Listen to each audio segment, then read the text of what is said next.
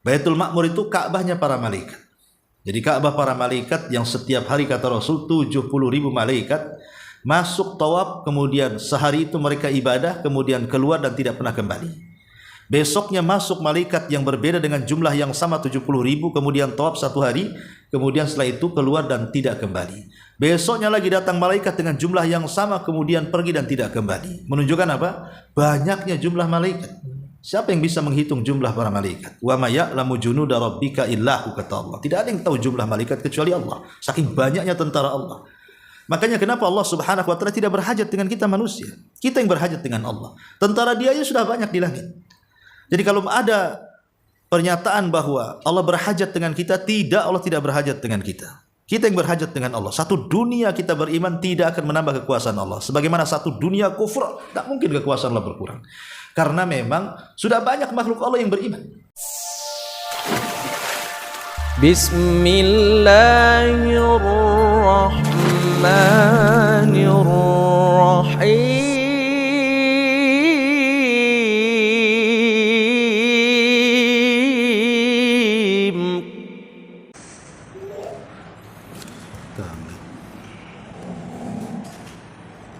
Bismillahirrahmanirrahim. Assalamualaikum warahmatullahi wabarakatuh.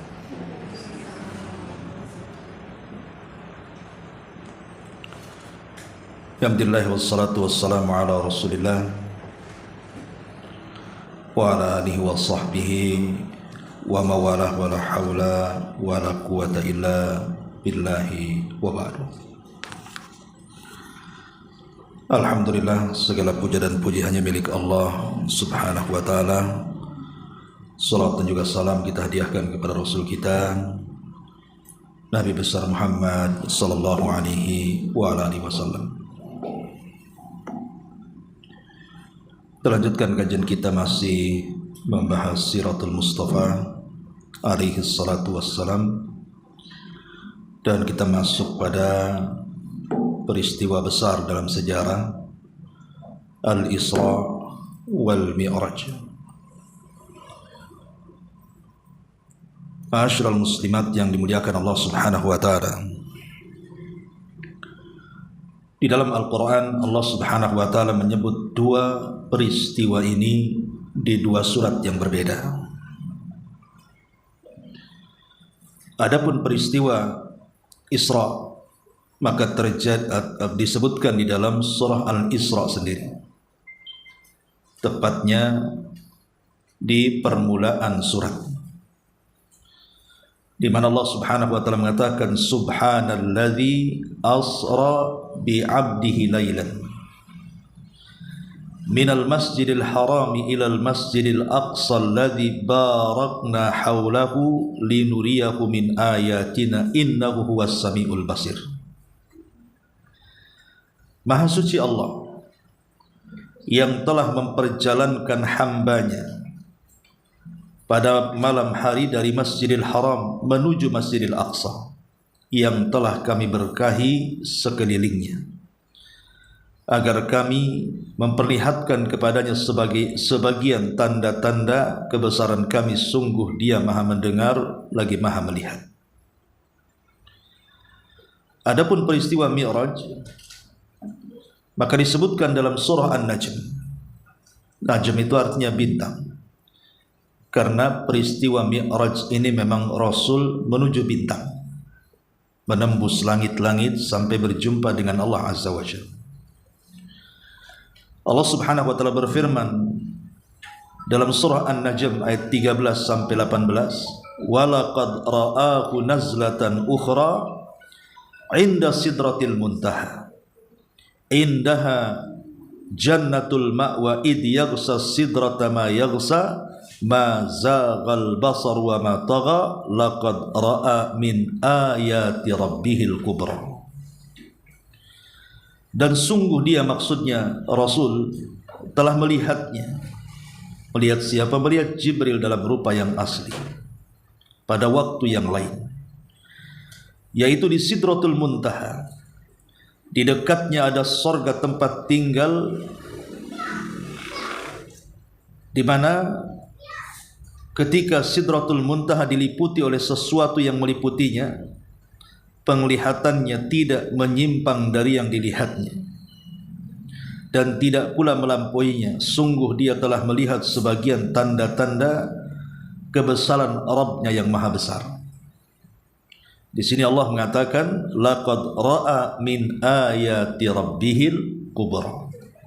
Sungguh Rasul telah melihat sebagian tanda-tanda besar Allah. Di mana? Di langit sana, yang Allah Subhanahu wa taala perlihatkan kepada Nabi kita Muhammad sallallahu alaihi wasallam. Dua surat inilah yang menjelaskan tentang peristiwa besar dalam sejarah, peristiwa Isra dan juga Mi'raj. Tentu kenapa Nabi SAW diperjalankan sedemikian rupa yang belum pernah terjadi sepanjang sejarah manusia. Tidak ada satupun Nabi sejak Adam alaihi salatu wassalam sampai Nabi yang terakhir dari Nabi-Nabi Bani Israel, Nabi Isa bin Maryam, yang pernah diperjalankan seperti Isra dan Mi'raj kecuali Nabi kita Muhammad SAW. Apa penyebabnya?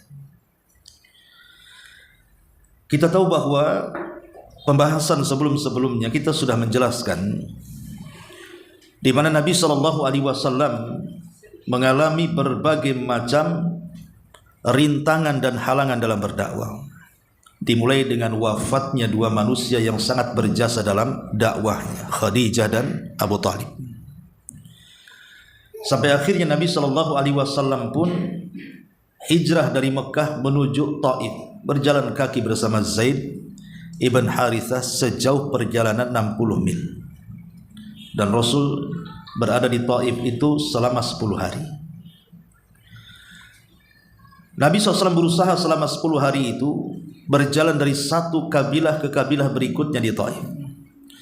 Tapi tidak ada satupun kabilah yang mau melindungi Rasul untuk menyampaikan dakwah tauhid. Yang ada terjadi pengusiran, bahkan permusuhan yang jauh lebih hebat dibandingkan orang kafir Quraisy. Sampai terpaksa Nabi SAW harus lari dari kejaran dan lemparan batu penduduk Taif sejauh 3 mil. Sampai akhirnya Rasul pun harus bersembunyi di salah satu kebun kurma. Disitulah Nabi SAW kebingungan. Dia tidak bisa masuk ke Mekah dan tidak mungkin juga kembali ke Taif. Dia harus mencari perlindungan yang bisa melindungi jiwanya di Mekah, karena sudah ada ancaman pembunuhan sejak meninggalnya dua manusia yang dihormati orang Quraisy ini. Akhirnya dengan izin Allah adalah orang yang mau melindungi Nabi SAW. Maka Rasul pun berhasil masuk ke kota Mekah, tapi kondisinya tidak seperti dahulu lagi. Dia tidak bisa berdakwah secara terang-terangan. Disitulah mulai sempit dada Rasul, sampai Allah mengatakan qad na'lamu annaka yadhiqu sadruka bima yaqulun. Kami tahu wahai Muhammad, hatimu semakin sempit terhadap apa yang mereka katakan dan tuduhkan kepadamu. Maka di saat itulah maka Allah Subhanahu wa taala ingin menghibur hati Rasul yang hampir putus asa dalam berdakwah. Maka satu malam disinilah terjadi peristiwa yang kita akan kisahkan, Isra dan Mi'raj. Dan Nabi SAW akan diperlihatkan berbagai macam peristiwa yang ada di langit dan juga makhluk-makhluk yang ada di langit. Rasul akan diperlihatkan sorga, Rasul akan diperlihatkan neraka, Rasul akan diperlihatkan alam para malaikat, bahkan kiblat para malaikat. Dan yang lebih spektakulernya adalah Nabi akan berjumpa dengan Allah Subhanahu wa taala. Ma'asyiral muslimat yang dimuliakan Allah Subhanahu wa taala. Di sini pengarang menjelaskan bahwa peristiwa Isra Mi'raj itu kalau ma'ruf di negeri kita selalu dibuat acara. Perayaan Isra Mi'raj itu di bulan Rajab. Tapi sebenarnya menentukan peristiwa Isra Mi'raj di bulan Rajab ini tidak tepat juga. Karena peristiwa Isra Mi'raj ini diperselisihkan para ulama tentang kapan terjadinya, di bulan apa terjadinya, dan berapa tahun ataupun tahun keberapa terjadi Isra Mi'raj ini. Ini masih perselisihan ulama sejarah panjang lebar. Bahkan di sini disebutkan ada beberapa pendapat. Ada yang mengatakan bahwa di sini peristiwa Isra itu terjadi pada tahun ketika Allah memuliakan beliau dengan mengangkatnya sebagai nabi Inilah pendapat yang dipilih oleh At-Tabari. Jadi justru peristiwa Isra Mi'raj menurut Imam At-Tabari ketika Rasul diangkat menjadi nabi. Bersamaan dengan itu Rasul melakukan perjalanan Isra Mi'raj. Kemudian yang kedua, ada yang mengatakan bahwa peristiwa ini terjadi 5 tahun setelah diutusnya beliau. Dan ini pendapat Al-Imam An-Nawawi dan Al-Imam Al-Qurtubi. Ada juga yang mengatakan bahwa peristiwa Isra Mi'raj itu terjadi pada malam 27 Rajab, tahun ke-10 kenabian. Dan pendapat ini dikuatkan oleh Al-Allamah Al-Mansur Furi. Kemudian juga yang keempat, peristiwa ini juga terjadi pada 16 bulan sebelum hijrah, tepatnya pada bulan Ramadan tahun ke-12 kenabian. Bahkan ada yang mengatakan bahwa peristiwa ini terjadi 1 tahun atau 1 tahun 2 bulan sebelum hijrah, tepatnya di bulan Muharram tahun ke-13 kenabian. Bahkan yang terakhir kata beliau, peristiwa ini terjadi 1 tahun sebelum hijrah, tepatnya pada bulan Rabiul Awal tahun ke-13 kenabian. Lihat di sini dari segi bulan saja. Para ulama berselisih pendapat. Ada yang mengatakan di bulan Rajab, ada yang mengatakan di bulan Rabiul Awal, ada yang mengatakan di bulan Muharram, ada yang mengatakan di bulan Ramadan. Ini dari segi bulan sudah berbeda. Dari segi tanggal juga sama. Ya, ada yang mengatakan tanggalnya 27, ada yang mengatakan tanggal yang lainnya. Bahkan dari tahun saja sudah berbeda. Ada yang mengatakan 1 tahun sebelum hijrah, ada yang mengatakan 2 tahun sebelum hijrah, ada yang mengatakan 16 bulan, macam-macam. Dari sini kita tidak bisa memastikan, karena banyaknya pendapat ulama sejarah tentang kapan terjadinya peristiwa besar ini. Sehingga untuk merayakan peristiwa besar ini tidak bisa ditentukan di bulan Rajab, karena dari segi bulan saja macam-macam pendapat para ulama. Ma'asyiral muslimat yang dimuliakan Allah Subhanahu wa taala, itulah penyebab kenapa Nabi SAW di Isra Mi'rajkan oleh Allah Subhanahu wa taala sampai menembus langit dan sampai ke Sidratil Muntaha. Karena Allah ingin menghibur Rasul supaya Rasul semakin teguh lagi, dan Rasul akan mendapatkan pelajaran banyak setelah peristiwa ini. Nanti kita akan jelaskan apa pelajarannya. Satu malam Nabi SAW tertidur. Ada yang mengatakan Rasul sedang tidur di rumah Ummu Hani. Ada yang mengatakan Rasul sedang tidur di Hatib. Ada yang mengatakan Rasul sedang tidur di Hijr Ismail.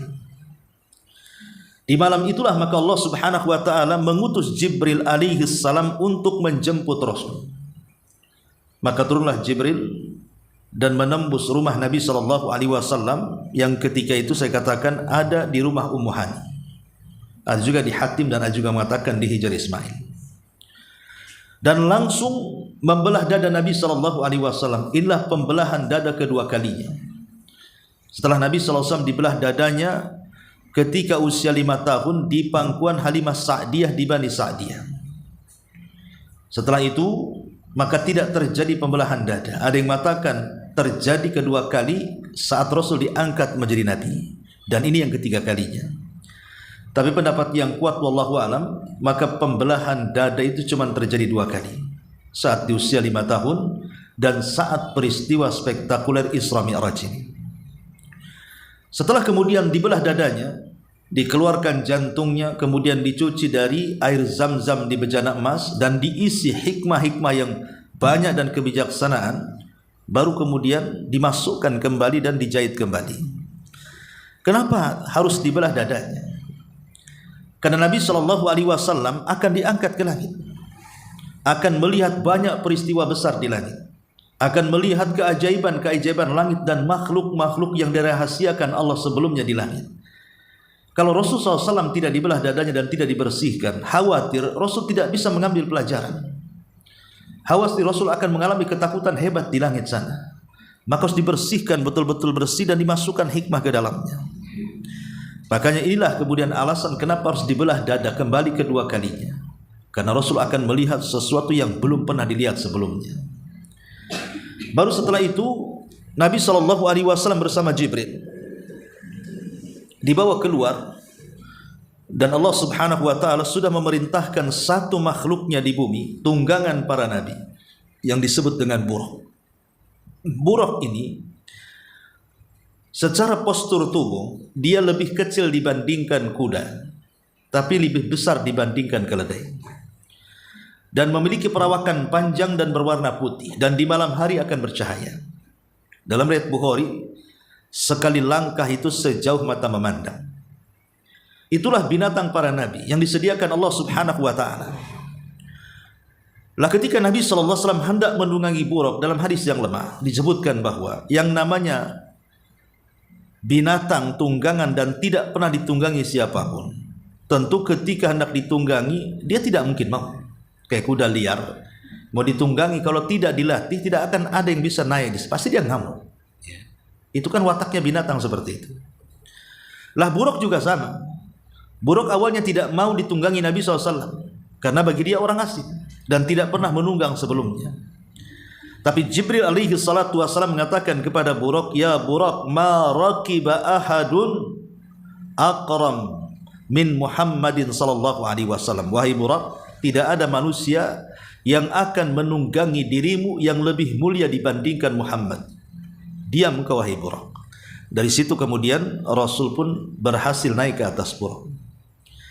Selesai kemudian naik di atas buraq, maka melesatlah dua makhluk Allah mulia ini.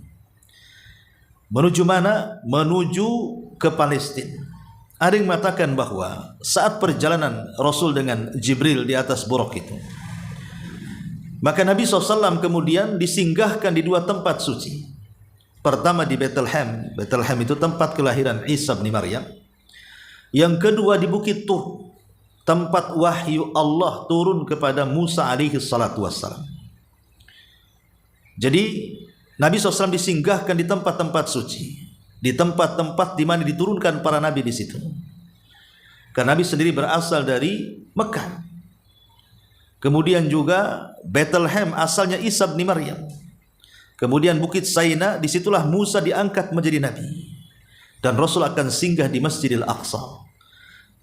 Dan tempat-tempat yang disinggahi itu dijadikan sumpah dalam Al-Quran. Wattini wazzaitun wa turi sinina wa hadzal baladil amin. Wattin artinya demi tumbuhnya tin. Tin itu semacam buah tin, dan itu tumbuh di Syam. Ya. Begitu juga zaitun. Ada yang mengatakan di Irak, ada yang mengatakan di Syam. Kemudian wa turi sinin di Mesir. Wa hadzal baladil amin maksudnya di Mekah. Di mana dalam perjalanan Nabi SAW masuk ke dalam sumpah-sumpah ini. Karena Rasul kemudian ke tempat kelahiran Isa di Syam, kemudian ke tempat turunnya wahyu di Mesir, dan Nabi SAW berasal dari Baladul Amin Mekah dan sampai di Palestina, jantung kota daripada Syam. Disitulah Nabi SAW sampai di Masjidil Aqsa. Lah saat Nabi SAW sampai di Masjidil Aqsa, maka Nabi SAW kemudian menambatkan buraq di sebuah dinding, yang kemudian dinding itu hari ini disebut dinding ratapan bagi orang-orang Yahudi. Maka mereka akan meratap di dinding itu. Dulu dinding itu tempat tambatan buraq. Pertanyaannya, bukankah buraq tidak mungkin lari? Kenapa harus ditambat? Dia binatang yang memang Allah Subhanahu wa taala utuskan untuk ditunggangi para nabi. Dibiarkan pun dia tidak akan lari. Kenapa mesti ditambatkan? Mesti diikatkan di bebatuan itu. Di sini ada pelajaran besar bahwa Nabi Shallallahu Alaihi Wasallam mengajarkan kepada kita tentang inti daripada tawakal. Jadi tawakal itu bukan hanya sekedar doa, tetapi juga ada namanya akhdhu bil asbab, mencari sebab. Doa saja tidak cukup kalau tidak mencari sebab. Orang berdoa minta rizki, kalau tidak bekerja tidak akan datang rizki. Orang berdoa pengen anak, kalau tidak menikah tidak mungkin punya anak. Ada anak muda masuk ke masjid, ya Allah berikan saya anak, kawin pun tidak, anak siapa? Ya, jadi harus nikah dulu baru kemudian punya anak. Itu namanya akhdhu bil asbab, ya, mencari sebab. Makanya Nabi SAW menambatkan buraq itu. Walaupun buraq itu tidak akan kemana-mana sebenarnya, tetapi dalam rangka mengambil sebab, karena nanti juga Rasul akan pulang lewat buraq, kan gitu. Makanya buraq itu ditambatkan. Itulah pentingnya kita tawakal kepada Allah Subhanahu wa taala dengan berdoa, i'timadul qalbi ala Allah, menyandarkan hati kepada Allah, ma'a akhdhi bil asbab, beriringan dengan itu ambil sebab. Lah kemudian setelah menambatkan Buraq, kemudian Rasul sallallahu alaihi wasallam masuk ke dalam Masjidil Aqsa, masjid yang dibangun oleh Sulaiman alaihi salatu wassalam ini. Ketika masuk saja sudah ditunggu para nabi. Pertanyaannya, bukankah para nabi sudah meninggal? Dan bukankah orang yang meninggal itu tidak mungkin hidup kembali bersama ruh dan jasad?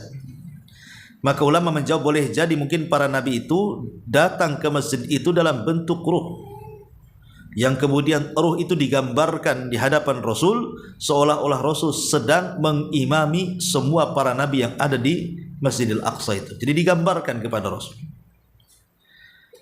Lah setelah kemudian Nabi SAW kemudian mengimami solat bagi para nabi dan Rasul, apa hikmahnya? Ada yang mengatakan bahwa kenapa Nabi SAW memimpin solat, seolah-olah para nabi dan Rasul itu hendak mewakilkan estafet dakwah tauhid kepada nabi akhir zaman. Makanya bentuk estafet terakhir di mana tidak ada nabi setelah Nabi SAW, maka dialah nabi yang terakhir yang akan terbebani dengan dakwah tauhid, sebagaimana sebelumnya dibebankan kepada setiap para nabi dan rasul sebelumnya. Dan dengan Nabi SAW salat di belakang para nabi itu menunjukkan bahwa di mana ajaran Islam akan sampai kepada para nabi yang ada di belakangnya. Jadi dakwah Islam akan sampai ke daerah-daerah dan negara-negara para nabi yang ada di belakangnya. Dan betul, hari ini kita lihat Islam, kita tahu bahwa para nabi itu turun di 3 negara, di Mesir, di Irak, di Syam, dan di Jazirah Arab. Ya. Sekarang 4 negeri itu dipenuhi dengan Islam. Mesir mayoritas Islam, Irak mayoritas Islam, Syam apalagi, Jazirah Arab apalagi, Mekah, Madinah dan sekitarnya. Dan bukan hanya sebatas 3 negara, 4 negara yang dijadikan sumpah dalam surah At-Tin itu, tetapi Islam sudah sampai ke seantero dunia. Hampir semua benua di dunia ada Islam. Ya. Di mana negara, bahkan negara yang mayoritas kafir saja ada Islamnya di situ. Rusia yang jelas-jelas kafir saja ada Islamnya di situ. Amerika juga sama, di Cina juga sama.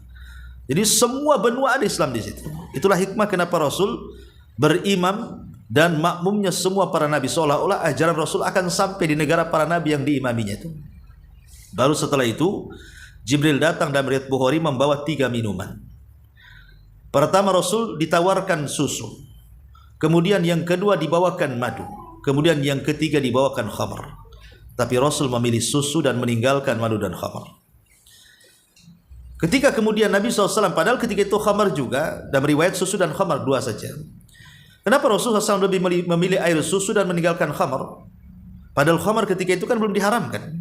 Belum, masih boleh minum khamar. Belum diharamkan. Diharamkan khamar itu setelah Rasul hijrah. Peristiwa Isra Mi'raj ini sebelum hijrah, artinya belum ada pengharaman khamar. Tapi Nabi SAW mengikuti fitrahnya bahwa kalau dia memilih khamar, maka akan celaka dan mencelakai umatnya. Karena khamar itu walaupun ada manfaatnya, madaratnya lebih banyak. Akhirnya kemudian Nabi SAW memilih air susu. Melihat itu Jibril mengatakan, asabtal fitrah, engkau telah mencocoki fitrahmu. Wa hudita wa hudiyat ummatuka, engkau dapat hidayah dan umatmu pun akan dapat hidayah. Sebab kalau engkau memilih khamar, maka akan ghawat ummatuka, umatmu akan tersesat. Lah dari sinilah berakhir peristiwa yang disebut dengan Isra. Inilah peristiwa Isra sampai di sini. Karena Isra sendiri adalah perjalanan yang dilakukan di malam hari. Ibu kalau habis Isya kemudian jalan cari makan itu disebut Isra. Ya. Jalan di malam hari, kuliner. Ya. Isra itu kan perjalanan yang dilakukan di malam hari secara bahasa. Ya. Tapi secara istilah maksudnya perjalanan yang dilakukan di malam hari oleh Nabi SAW dari Masjidil Haram ke Masjidil Aqsa yang diberkahi. Ma'asyiral muslimat yang dimuliakan Allah Azza wa Jalla, baru setelah itu ada peristiwa yang kedua yang disebut dengan Mi'raj. Mi'raj ini diambil dari kalimat araj. Araj itu artinya semacam tangga. Ya, semacam tangga. Kalau di mall itu diistilahkan dengan lift atau eskalator. Itu namanya araj. Mi'raj itu tempat naik ke atas. Ya. Lah Nabi SAW diizinkan oleh Allah Subhanahu wa taala untuk naik ke atas. Bagaimana caranya? Dibawa oleh Jibril. Jibril yang membawa Nabi SAW naik ke atas langit. Maka Nabi SAW kemudian diangkat oleh Jibril naik ke atas langit. Ketika sampai di langit pertama, maka Jibril mengetuk pintunya, karena langit itu berbentuk bangunan, ada pintunya. Wa futihatis sama fakanat abwaba. Langit itu ada abwab, ada pintu. Tidak sembarang orang naik ke langit. Dan tidak ada orang yang bisa naik ke langit kecuali dengan izin Allah dan kuasa Allah. Sehingga sering saya katakan, kalau dulu ada kisah Neil Armstrong naik ke bulan, bisa iya, bisa tidak. Bisa iya, bisa tidak. Kenapa iya, kenapa tidak?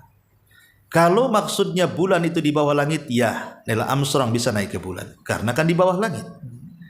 Tapi kalau Neil Armstrong naik ke bulan dan posisi bulan di atas langit, mustahil Neil Armstrong naik ke bulan, karena langit itu bentuk bangunan, harus ada pintunya. Neil Armstrong harus lewat pintunya. Tapi kalau di bawah langit, ya mungkin, kan di bawah langit tidak ada pintu, siapapun bisa naik, ya kan? Tetapi itu pun masih menjadi perselisihan orang-orang cerdas, orang-orang pakar, orang-orang pintar. Apakah betul Neil Armstrong sampai ke bulan atau tidak, kan masih diperselisihkan. Ada yang percaya, ada enggak, kan itu ya. Yang enggak percaya berhujah juga. Enggak mungkin lah naik ke bulan katanya. Alasannya apa? Pesawat yang ngapit dia saja ada 2 pesawat, lepas satu, sampai di sana bingung mendarat di mana dia mendarat. Pada bandara Hang Nadim di bulan tuh. Ya. Mana caranya? Pulangnya cemana? Ya. Jadi berangkatnya gimana, pulangnya gimana? Itu kan tidak dijelaskan. Belum lagi bendera yang ditancapkan berkibar-kibar pada kedap oksigen macam-macam kan. Oh, itu ada yang mengatakan itu film Hollywood dan lain-lainnya kan. Macam-macam cerita. Ya ada juga yang meyakini mungkin saja dia naik ke bulan. Ya. Tetapi ada sebagian ulama Islam menolak, seperti Imam Shinqiti dalam kitab Adwa'il Bayan menolak.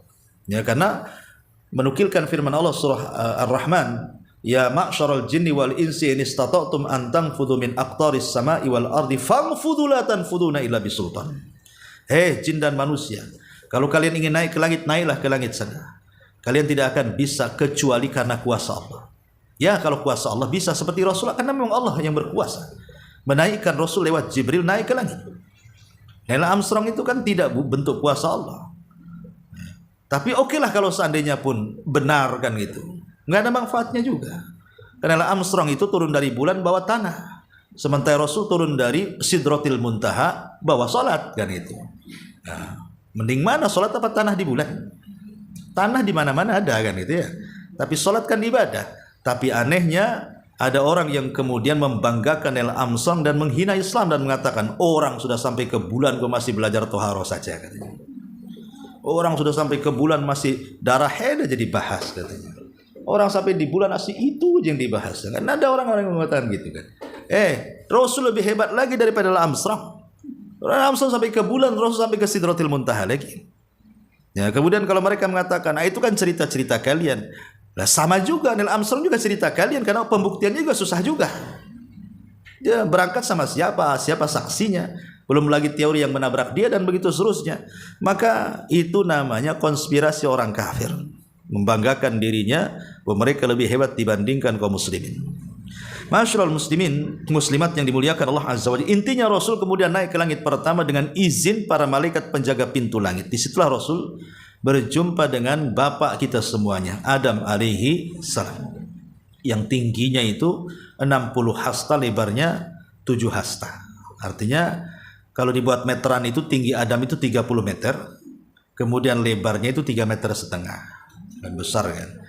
Itu kalau datang ke tailor buat baju itu berapa kainnya banyak tuh ya kan. Maka di Saudi itu kan ada jubah Nabi Adam tuh. Maksudnya kalau Adam hidup jubahnya kayak gitu. Termasuk sepedanya juga ada kan. Rupanya dari Jogja kan itu. Artinya bahwa replika itu kalau Adam ada segede ginilah sepedanya gitu ya. Segede ginilah jubahnya, saking besarnya. Ya, tapi kita juga akan seperti Adam kalau Allah takdirkan masuk surga. Semua akan diposturkan seperti Adam. Yang masuk surga itu posturnya akan sama dengan Adam. Jadi jangan kecil hati yang pendek itu. Nanti akan tinggi juga gitu maksudnya. Allah tinggikan nanti di surga itu. Ya, jadi berjumpa dengan Nabi Adam di situ. Setelah berjumpa dengan Nabi Adam, maka Nabi SAW melihat ada yang aneh pada diri Nabi Adam. Karena Adam itu kalau melirik ke kanan dia senyum, kalau melirik ke kiri dia menangis pula. Jadi Rasul bertanya, kenapa Adam itu kok aneh, kadang senyum, kadang menangis gitu. Maka Jibril mengatakan, karena dia melihat ada ruh keturunannya yang Allah takdirkan masuk surga, dia pun senyum. Tapi ada ruh yang dari keturunannya yang masuk neraka, dia pun sedih. Jadi ketika itu Nabi SAW kemudian naik ke langit kedua, berjumpa dengan Nabi Isa dan Yahya alaihi wassalam. Setelah berjumpa dengan Yahya dan Isa alaihi wassalam, maka Rasul naik lagi ke langit ketiga, berjumpa dengan Nabi Allah Yusuf. Ya, Nabi Allah Yusuf, dan Nabi Allah Yusuf banyak pelajaran yang diambil Nabi. Dari Nabi Yusuf itu banyak pelajaran yang diambil Nabi. Makanya kalau ibu baca surah Yusuf, ya, surah Yusuf itu turun saat Nabi SAW sedang sedih. Ketika meninggalnya Khadijah, meninggalnya Abu Talib, Rasul sedih. Karena seolah-olah orang-orang yang berjasa yang melindungi dirinya itu sudah meninggal. Makanya untuk menghibur Rasul, Allah turunkan surah Yusuf. Di mana seolah-olah surah Yusuf ini kan menggambarkan bagaimana penderitaan Yusuf itu luar biasa. 10 tahun dicemplungkan ke sumur oleh saudaranya. Kemudian ketika diselamatkan, yang menyelamatkan rupanya para peniaga dan menjadikan dia budak. Kemudian sampai di Mesir, dijual belikan pula di Mesir kan itu. Sampai kemudian rupanya yang membeli adalah orang pejabatnya Mesir. Alhamdulillah, adalah sedikit ketenangan. Ketika sudah 10 tahun, rupanya harus dijebloskan ke penjara karena dia menolak ajakan Julaiha dan macam-macam kisahnya. Artinya penderitaan demi penderitaan Nabi Yusuf itu, perjalanan hidupnya. Tetapi akhirnya wa asa an takrahu syai'an wa huwa khairul lakum. Terkadang apa yang Anda anggap benci rupanya itu ujungnya sebuah kebaikan dari Allah. Seolah-olah kisahnya Nabi Yusuf itu menghibur Nabi. Ya, memang selama ini kau banyak ujian cobaan dalam berdakwah. Nanti ada satu saatnya kau akan senang. Ya. Makanya juga Nabi SAW sampai di perjumpaan dengan Nabi Yusuf di langit ketiga. Baru naik ke langit keempat diperjumpakan dengan Nabi Idris. Ya. Kemudian naik ke langit berikutnya diperjumpakan dengan Nabi Harun di langit kelima. Dan pelajarannya adalah karena Harun itu orang yang sangat dicintai Bani Israel, berbeda dengan Musa dibenci Bani Israel. Sama-sama Nabi Bani Israel, tapi Harun itu dicintai karena kelembutannya. Nabi Musa dibenci karena keras. Ya. Apalagi Harun itu dari kecil sampai diangkat jadi nabi, sampai meninggal tidak pernah keluar dari Bani Israel. Tapi Musa kan dari kecil sampai dewasa di rumah Fir'aun, ya, musuhnya Bani Israel. Setelah dewasa kemudian dia membunuh, akhirnya hijrah ke Madian. 10 tahun di Madian.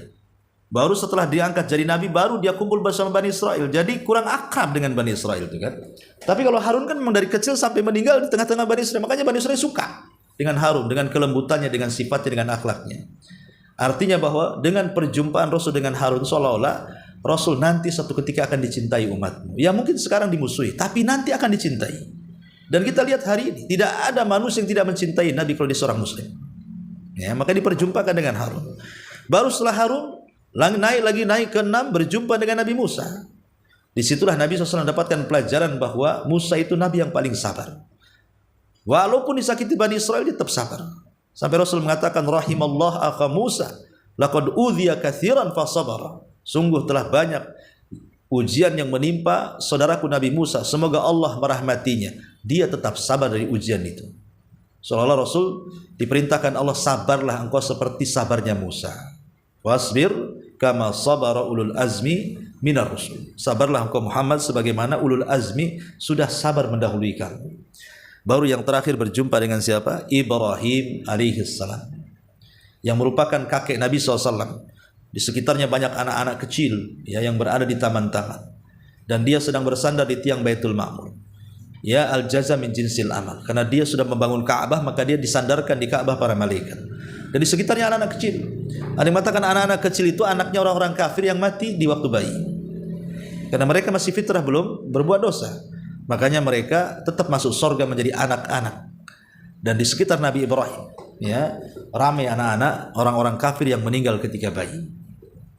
Masyaallah muslimat yang dimuliakan Allah Azza wa Jalla. Baru dari situ Nabi SAW diperlihatkan Baitul Ma'mur. Karena kan sudah dekat, tiangnya kan jadi sandaran Nabi Ibrahim.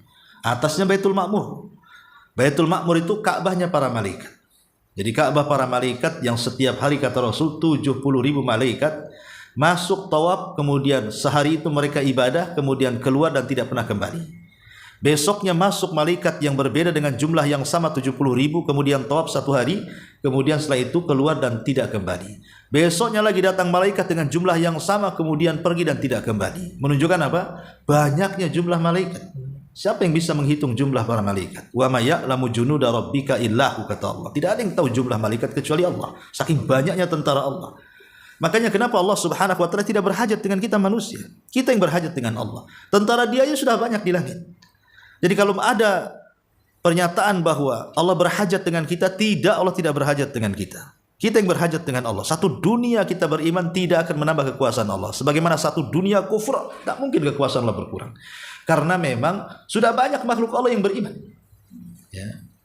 Hanya manusia dan jin saja yang terkadang ada yang beriman, ada yang tidak. Tapi Allah tidak berhajat dengan manusia dan jin. Manusia dan jin itulah yang berhajat dengan Allah Subhanahu wa taala. Baru sampai di Sidratil Muntaha, Jibril tidak bisa lagi mengantar. Karena tidak mungkin Jibril sampai ke Sidratil Muntaha. Ada yang mengatakan sidrah itu ya pohon bidara, sidrah.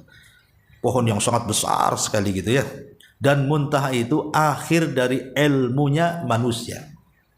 Sampai di situ. Rasul akan ujung di situ, ilmunya makhluk sampai di situ. Ya. Ada yang mengatakan bahwa disebut muntaha itu karena akhir amalan-amalan manusia akan tergantung di situ. Kan setiap Senin dan Kamis amalan kita diangkat. Kemudian Allah melihatnya. Sampai di mana amalan itu diangkat? Sampai di Sidratul Muntaha, digantung di pohon itu. Dan Allah melihatnya. Ya, jadi itu akhir dari ilmu makhluk, ada yang mengatakan begitu, ada yang mengatakan akhir dari perjalanan amal saleh yang diangkat malaikat terakhir sampai di situ. Tapi Jibril tidak bisa naik ke situ. Sehingga kemudian Jibril pun merubah bentuknya, itulah yang disebutkan dalam surah An-Najm tadi. Laqad ra'ahu inda sidratil muntaha tadi. Rasul melihat kedua kalinya Jibril dalam bentuk asli merubah dirinya menjadi makhluk yang bersayap. 600 sayap yang terbentang satu sayap aja antara barat dan timur, atau dengan istilah hadis itu saddal ufuk, menutupi langit. Ya. Itulah dua kalinya Rasul melihat Jibril dalam bentuk asli. Baru setelah itu Rasul naik dengan menggunakan sayap, dan bahasa Arab disebut rop-rop, diletakkan di bahunya kemudian terbang sendiri. Baru sampai di Sidratil Muntaha. Disinilah kejadian besar terjadi di mana Nabi SAW berjumpa dengan Allah Subhanahu wa taala, kemudian ditugaskan agar disyariatkan 50 waktu sholat. Ya. Setelah kemudian mendapatkan perintah Allah agar Rasul menyampaikan kepada umatnya tentang pensyariatan wajibnya sholat 50 waktu, maka Nabi SAW kemudian turun ke bawah. Dan ingat pertemuan Nabi dengan Allah itu di balik tabir. Allah tidak pernah dilihat di dunia, karena Allah itu hanya akan terlihat di sorga saja atau di padang mahsyar. Tapi selama orang masih di dunia tidak akan bisa melihat Allah. Makanya Aisyah radhiyallahu anha mengatakan bahwa ketika peristiwa itu Rasul tidak melihat Allah, yang dilihat itu cahaya. Artinya yang dilihat itu tabirnya, karena tabirnya Allah itu cahaya. Ada yang mengatakan api, ada yang mengatakan nar, ada yang mengatakan nur. Ya, nar itu api, nur itu cahaya. Jadi Rasul tidak melihat Allah karena ada tabirnya di situ. Tabirnya cahaya. Di balik tabir itu Allah merintahkan Rasul untuk salat 50 waktu dan juga untuk membaca akhir daripada surah Al-Baqarah Amanar Rasul itu. Kemudian turun ke bawah, berjumpa dengan Nabi Musa, kemudian bercerita kepada Nabi Musa bahwa Allah merintahkan saya untuk menyampaikan kepada umatku salat 50 waktu. Kata Musa, jangan. Laqad jarrabtu ala bani Israil. Aku sudah mencoba kepada bani Israil ibadah yang berat. Falam yastati'un, mereka tidak sanggup. Apalagi umatmu lemah-lemah. Sebaiknya kau minta tawaran kepada Allah, kurangi. Akhirnya naik ke langit, kemudian dikurangi 5 menjadi 45. Turun lagi berjumpa dengan Nabi Musa, diperintahkan naik lagi untuk menawar lagi. Akhirnya dikurangi 5 lagi jadi 40. Kemudian jadi 35, jadi 30, jadi 25, jadi 20, jadi 15, jadi 10, tinggal sisa 5. Nabi Musa tetap mengatakan, baiknya Nabi Musa naik lagi, umatku tidak akan sanggup walaupun 5 waktu. Coba ketika itu Nabi nggak naik lagi, ya. Maka Nabi naik sampai naik betul-betul mengikuti perintah Nabi Musa kan. Naik lagi tentu naik lagi di angka 5 itu. Ya habislah kan, dikuranginya 55. Ya, enaklah tak sholat kita. Tapi di angka 5 Rasul kekeh tak mau. Kata Nabi Musa, naik, enggak mau. Naik, tak mau. Fastahyaitu Rabbi. Aku malu kepada Rabbku. Sudah 5 saja. 5 ini sama dengan 50. Karena satu kebaikan itu dilipat gandakan 10 kali lipat. Berarti satu waktu sama dengan 10 waktu. 5 waktu sama dengan 50 waktu. Itulah yang kemudian menjadi syariat solat dalam Islam. Yang membedakan ibadah solat dengan yang lain di sini. Kalau solat itu diwajibkan di langit, kalau ibadah yang lain diwajibkan di bumi. Kalau ibadah solat itu diwajibkan tanpa perantara Jibril, kalau ibadah yang lain itu ada perantara Jibril. Kalau ibadah solat itu ibadah undangan langsung dari Allah dalam peristiwa Mi'raj, kalau ibadah yang lain tidak. Itulah bedanya ibadah solat dengan yang lainnya. Jadi ibadahnya tanpa perantara, diwajibkannya di langit dan dalam bentuk undangan. Makanya kenapa solat dalam Islam itu sangat mulia. Pembeda antara mukmin dan kafir. Maka jangan pernah meninggalkan salat 5 waktu, karena itulah kewajiban yang siapa meninggalkannya bisa kufur. Lah ma'asyiral muslimat yang dimuliakan Allah Azza wa Jalla, dalam peristiwa Isra Mi'raj ini banyak yang dilihat Nabi. Ini kan cerita secara global saja peristiwa ini, ya. Apa yang dilihat Nabi SAW dalam peristiwa Mi'raj ini? Pertama, Nabi SAW melihat neraka.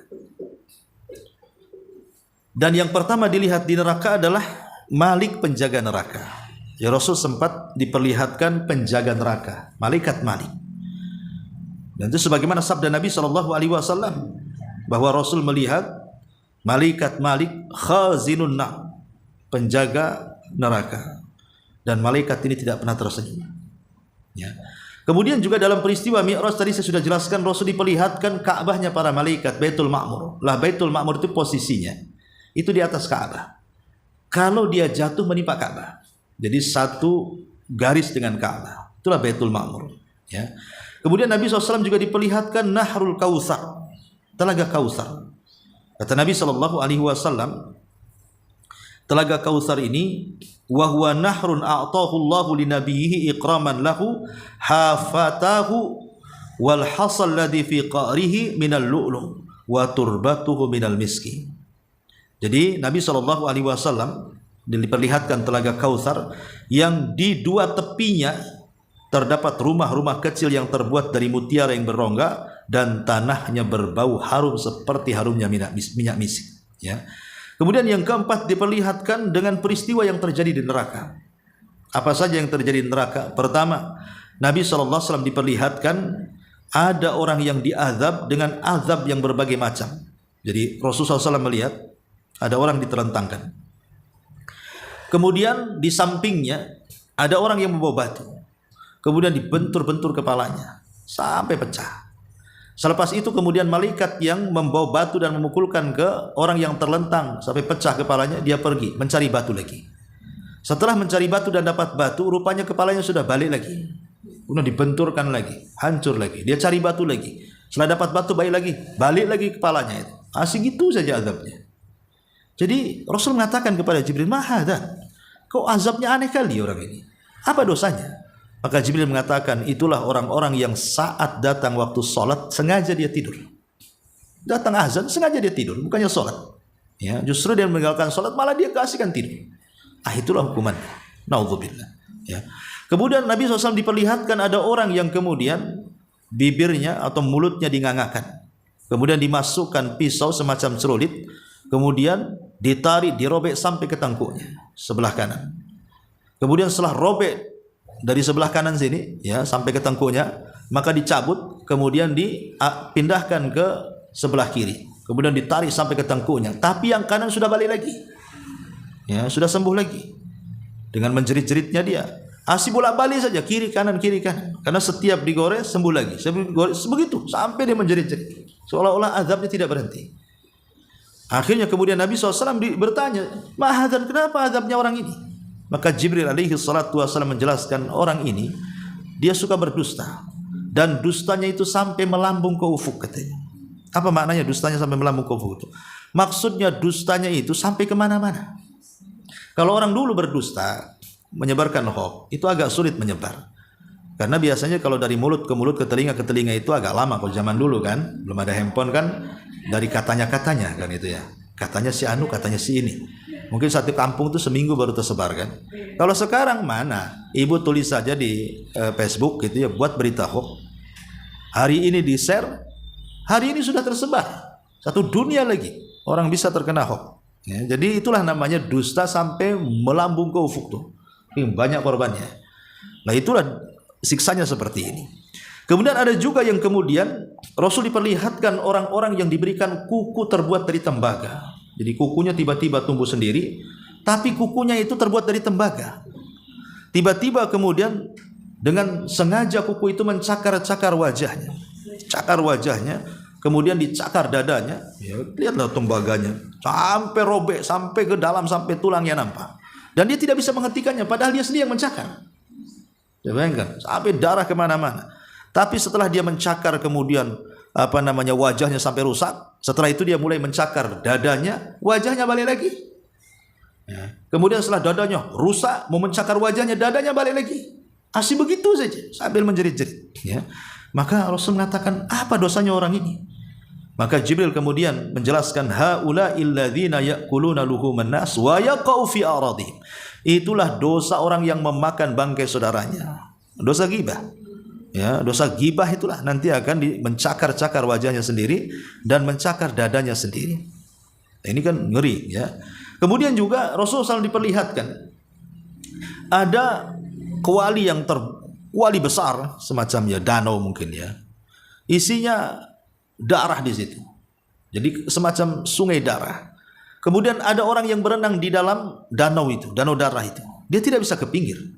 Karena kalau dia ke pinggir, maka para malaikat itu sudah berjaga-jaga di pinggir-pinggir danau itu dengan batu untuk disuapkan ke mulutnya. Sehingga dia takut. Makanya dia hanya berenang-renang di tengah-tengah. Bagi siapa yang kuat berenang? Sampai kapan orang kuat berenang coba? Pasti mati juga di situ. Ya. Jadi dia susah, setiap ke pinggir disuapi batu, ke tengah lagi. Ke pinggir disuapi batu, ke tengah lagi. Asih itu saja. Akhirnya kemudian kata Rasulullah SAW kepada Jibril, itu dosa apa orang itu? Maka Rasul mengatakan itulah dosa akilur riba, pemakan riba. Itulah dosanya, naudzubillah. Ya. Kemudian Nabi SAW juga diperlihatkan bukan hanya siksa neraka dengan berbagai macam bentuk siksanya, tapi Rasul juga diperlihatkan sajaratuz zakum, makanan penduduk neraka, neraka zakum. Sajaratuz zakum itu pohon yang tumbuh dari dasar neraka. Itulah pohon yang dilaknat, yang berduri. Jadi buahnya kalau dimakan itu, maka dia akan sampai di tenggorokan dan menghancurkan tenggorokan, tidak sampai ke perut. Ya gimana gitu? Kayak ibu makan kulit duren, nah, kayak gitulah. Ya, tetapi kan zakum bukan duren, zakum lebih hebat lagi. Ya. Apa ya? Biji kedong-dong enggak lah kan gitu. Kecuali kalau ibu taruh jarum banyak-banyak di biji kedong-dong, itulah zakum mungkin ya. Itu. Tapi lihat diperlihatkan zakum. Ya, di mana mayang-mayang kepala setan ya. Jadi banyak yang diperlihatkan oleh Allah Subhanahu wa taala dari azab neraka, yang termasuk juga orang yang digoreng dalam kuali. Dijelaskan kan ada orang yang digoreng di kuali itu telanjang, rupanya itulah para pezina. Sengaja kuali itu dibakar dari bawah. Kemudian ada laki-laki dan perempuan yang telanjang, kepanasan dalam kuali itu. Setelah ditanya siapa mereka dan azabnya apa, maka Jibril mengatakan itulah az-zaniyah, az-zani waz-zaniyah. Laki-laki yang berzina dan wanita yang berzina. Sebagaimana dia merasakan kenikmatan dari kepala sampai kaki, maka dia akan merasakan azab dari kepala sampai kaki. Jadi itulah juga di antara azab-azab yang diperlihatkan oleh Allah kepada Nabi dalam peristiwa Isra dan Mi'raj itu. Ya. Bahkan dalam riwayat juga banyak yang diperlihatkan Rasul, seperti dalam riwayat Bukhari. Ya. Kata Nabi SAW, "Ra'aitu lailata usriya bi Musa rajulan Adam tuwalan ja'dan ka'annahu min rijali sanu'ah wa ra'aitu Isa rajulan marbu'a al-khalqi ila al-khumrah wal bayad sabita ra'si wa ra'aitu malika khazinal nari wad dajjal fi ayati arahunna Allah iyahu fala takun fi miryatin min liqa'i." Kata Nabi SAW, pada malam Isra aku melihat Musa yang berkulit sawo matang, tinggi, kemudian rambutnya keriting, seolah-olah pemuda Sanu'ah, kabilah dari Qattan, itu warnanya kulitnya hitam kayak ya. Kemudian aku juga melihat Isa sebagai seseorang yang sederhana, tinggi badannya, mempunyai warna kulit yang sederhana antara merah dan putih. Ya. Dan juga aku diperlihatkan penjaga neraka, maksudnya Malik. Ya. Kemudian juga aku diperlihatkan Dajjal. Jadi Dajjal diperlihatkan seperti ini. Ya. Jadi Rasul diperlihatkan Dajjal, rupanya bentuknya bahwa Dajjal di akhir zaman akan muncul seperti itu. Jadi Nabi SAW diperlihatkan macam-macam, termasuk juga Rasul diperlihatkan surga. Bahkan masuk ke dalam surga. Kalau neraka kan diperlihatkan. Karena tidak mungkin Rasul masuk neraka, terbakarlah kan itu. Jadi hanya diperlihatkan saja. Tapi kalau surga Rasul masuk. Rasul masuk, ketika dalam surga Nabi SAW mengatakan ittala'tul jannah fa idza ana biqasri minadz dzahab. Aku masuk ke dalam surga, tiba-tiba ada istana terbuat dari emas. Heran dia. Kemudian diberitahu itu istananya Umar. Ya, maka Rasul kaget, kok Umar sudah ada istananya. Dia pengen tahu istananya kayak apa, pengen masuk. Tapi Rasul terhalang dengan bidadari yang ada di pintu istana. Karena itu bidadarinya Umar, Rasul tertunduk kemudian pergi. Makanya kemudian ketika Rasul menceritakan soal bidadari Umar, maka Umar menangis dan mengatakan, "Alaika agharu ya Rasulullah. Apakah aku harus cemburu dengan kamu? Masuk aja," kata Umar itu. "Oh tidak, itu milikmu bukan milikku," katanya kan. Gitu. Jadi Rasul tidak jadi masuk, tapi kan diperlihatkan istananya Umar di situ. Ya, kemudian juga Rasul diperdengarkan ada suara terompah, suara sandal, tapi tidak ada orangnya. Ya, kemudian Rasul bertanya, Jibril itu suara terompahnya siapa? Kata Jibril itu suara terompahnya Bilal. Bayangkan orang yang belum masuk sandalnya sudah di surga. Itulah Bilal. Ya, ketika ditanya oleh Rasul setelah peristiwa itu, kata Bilal, karena aku selalu wudu kemudian merutinkan 2 rakaat selepas wudu. Makanya Bilal terkenal sahabat yang tidak pernah meninggalkan wudu. Batal wudu lagi sampai dia meninggal. Ya, Bilal bin Rabah. Bahkan dia melihat atau mencium bau yang sangat semerbak harumnya. Sampai Rasul ini bau apa ini? Kemudian kata Rasul, kata Jibril, itu harumnya Masyitah. Ya, Masyitah itu tukang sisirnya putri Fir'aun yang digoreng satu keluarga oleh Fir'aun karena beriman dengan agama Nabi Musa. Ya, jadi macam-macam lah Rasul diperlihatkan di surga sebagaimana Rasulullah SAW diperlihatkan api neraka. Baru kemudian Rasul turun ke, termasuk juga Rasul melihat ada anak-anak yang bergelayut di tetenya seorang ibu. Ya, jadi itu bukan mahramnya, mempermainkan tetenya seorang wanita. Kemudian ditanya apa masalahnya, itulah wanita-wanita yang memasukkan yang bukan mahramnya ke dalam rumahnya. Tidak boleh wanita-wanita memasukkan laki-laki yang bukan mahramnya ke dalam rumahnya. Walaupun itu supir Grab kan itu ya. Ibu kalau cewek dia apa ya dipagar aja lah, yang suruh masuk ke rumah. Ya, kan ada orang yang saking baiknya ramah, kononnya ramah kan itu ya. Ayo masuk, dikasih minum, dikasih apa kan itu ya. Bukan saatnya ramah Bu itu. Karena tidak boleh masukkan laki-laki yang bukan mahramnya ke rumahnya. Kecuali izin suaminya. Izin suaminya pun tidak boleh tetap. Karena bagaimanapun kalau sudah berdua-duaan kan khalwat jadinya. Ya cukup dipagar sajalah, ambil barangnya sampai dipagar, bayar, selesai. Nggak usah suruh masuk. Ya. Dan banyak ya, Ibu nanti baca sendiri. Saya kan hanya meringkas dari tulisan ini saja, sambil ditambah dan dikurang sedikit lah ya. Nah, kemudian setelah Nabi SAW peristiwa Isra Mi'raj, kemudian Nabi SAW turun, kemudian menceritakan kepada manusia bagaimana kisah penceritaannya. Tentu panjang karena nanti berjumpa dengan Abu Jahal. Kemudian Rasul harus menceritakan, diolok-olok dan begitu seterusnya. Ini peristiwa cukup panjang karena nampaknya juga mulut saya sudah makin sariawan ini, kelamaan ngomong ya. Jadi sampai di sini saja. Ya, mungkin sebelum saya tutup silakan kalau ada yang mau bertanya.